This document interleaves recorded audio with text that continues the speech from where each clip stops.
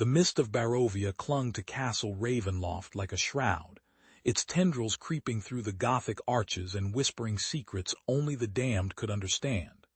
This was Strahd's domain, a kingdom carved from shadow and despair, just as his heart had been carved out long ago.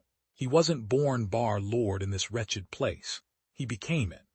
Whispers of Barov and Ravnovia von Zarovich barely remembered now, names lost to the annals of time, eclipsed by the tale of their son, Strahd, who coveted life so fiercely he stole it himself.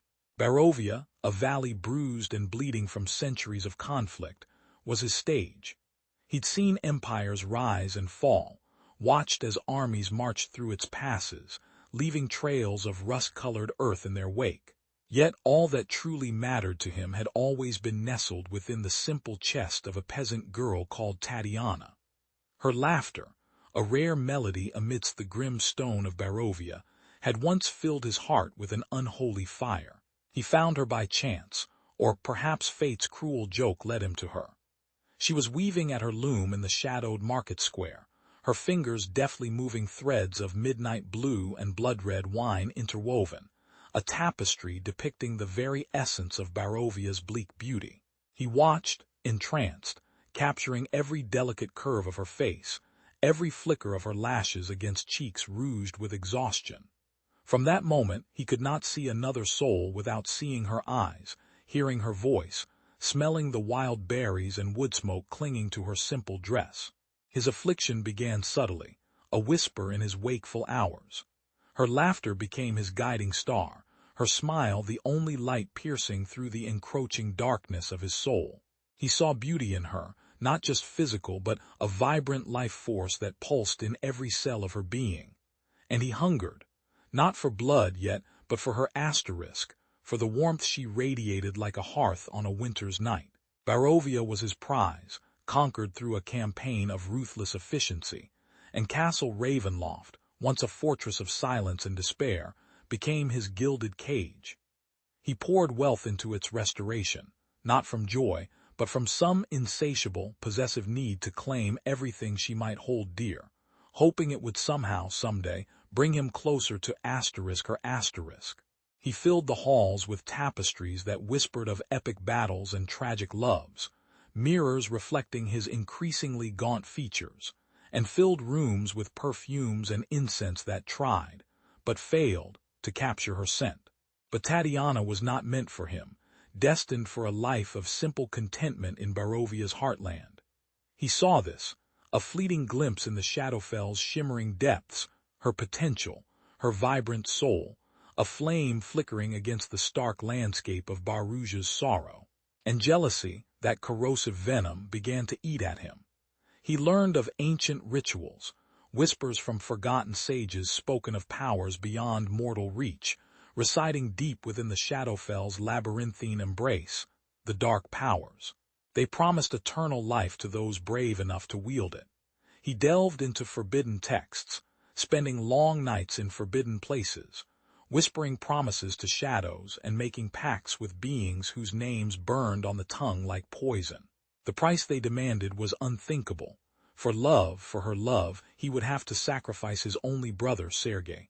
A cruel, twisted web of fate, spun by desperation and dark desire. And Strahd, blinded by obsession, agreed. Sergei, innocently playing in the castle gardens, became an obstacle that must be removed. The act was orchestrated with chilling efficiency, a whispered command in the night to a loyal servant, a flash of steel too swift to see, and then silence.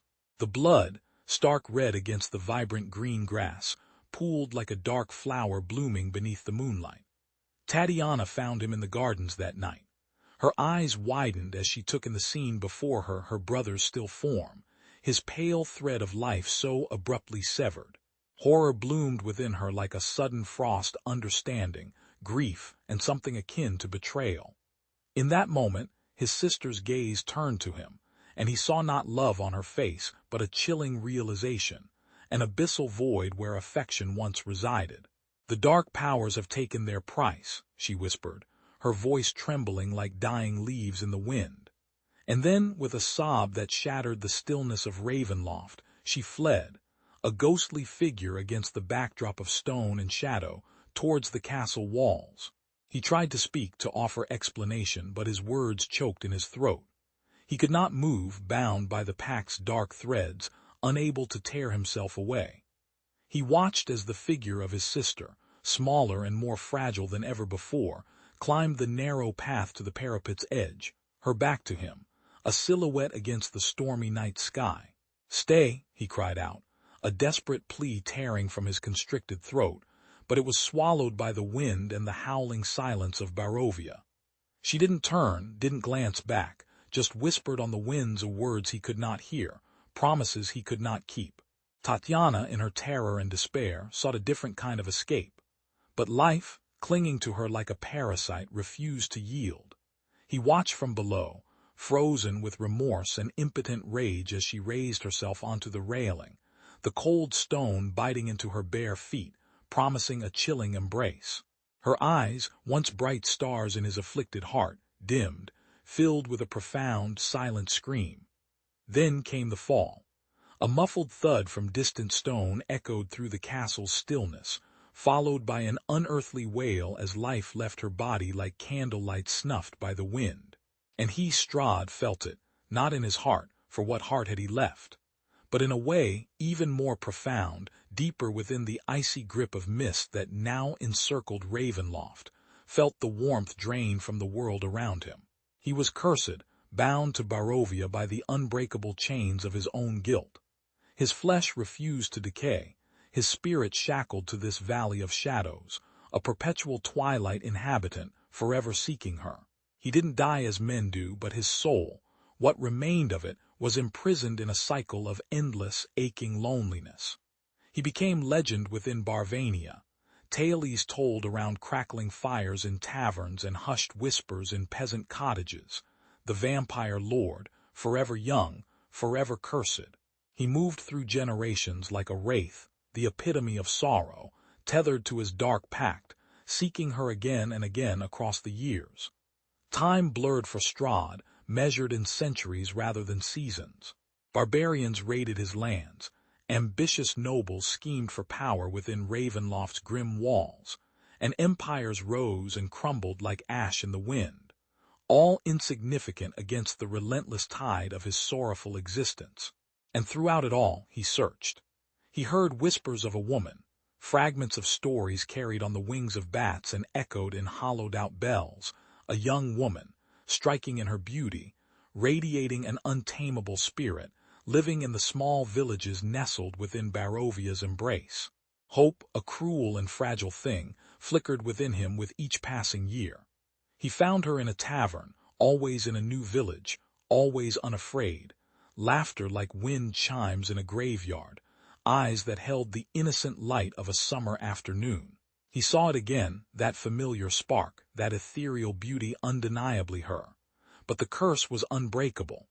Each time he found a new incarnation, his heart would soar with desperate joy, only to plummet into despair as his love, too pure and bright for this dark world, became tainted by his own presence. He loved them fiercely, intensely, showering them with everything he possessed, eager to prove his loyalty, to earn their affection.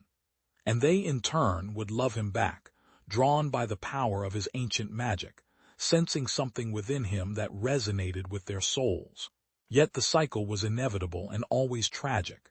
They lived for a fleeting time, their laughter echoing in his ears like a fleeting melody, before illness struck or misfortune's cruel hand snatched them away. Reincarnation followed, another life lived and loving him, only to end in grief's cold embrace once more.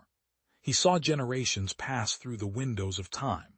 He watched as Barovia bled into decay, the very lifeblood of its people slowly ebbing away, leaving behind skeletal villages and a desolate heartland choked by mist. And still he walked this cursed land, phantom-like, driven by a love that should have been extinguished long ago. He was a creature of horrors, a monster born of jealousy and desire, a predator preying on the living to satisfy an eternal hunger, never truly for blood but for connection, for a glimpse of her radiant spirit. And in his dark heart, deep within the shadows that clung to his soul like shackles, burned the eternal flame of regret, an unquenchable fire fueled by the endless cycle of loss, forever searching, forever tormented, forever alone, except for the haunting memories and ghosts that echoed her name.